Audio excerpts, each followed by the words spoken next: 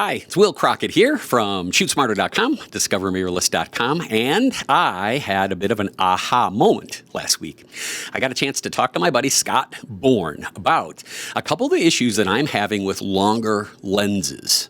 Now, we're primarily portrait photographers here, both for photo and video, hybrid portrait photographers.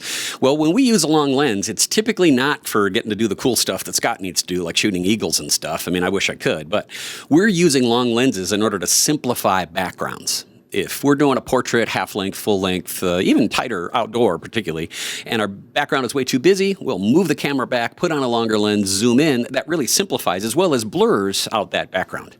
Well, we were having a hard time being able to shoot a mixture of portraits with normal lenses, short lenses, and then putting in these long lenses because we were finding out they just weren't holding up.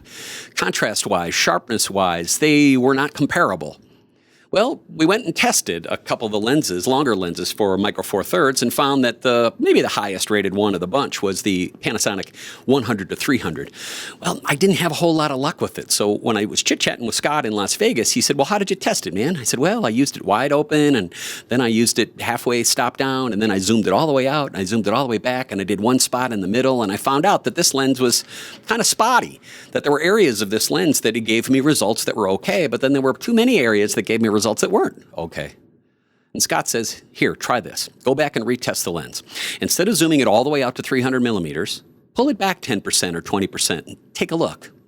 Then instead of using it all the way wide at 100 millimeters, move it up just 10%, 15%. And don't shoot it wide open. Shoot it one stop from wide open, maybe two stops from wide open. And then tell me what you think. Well, Scott, you are exactly right. This lens is very usable for me, right? You may find it for you that it works great all the time. Well, what you shoot is very different than what I shoot. Well, Scott, I wanted to tell you, I can now use this lens with confidence now because I've defined its parameters. It is going to work for me.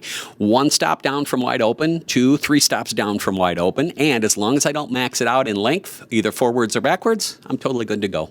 So, A, thank you for enlightening me. I can use all the help I can get, trust me.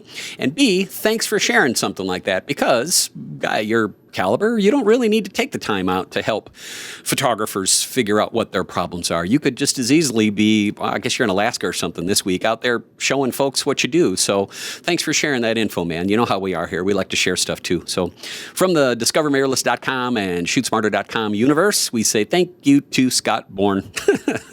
Bye. This vlog post is Crockett approved.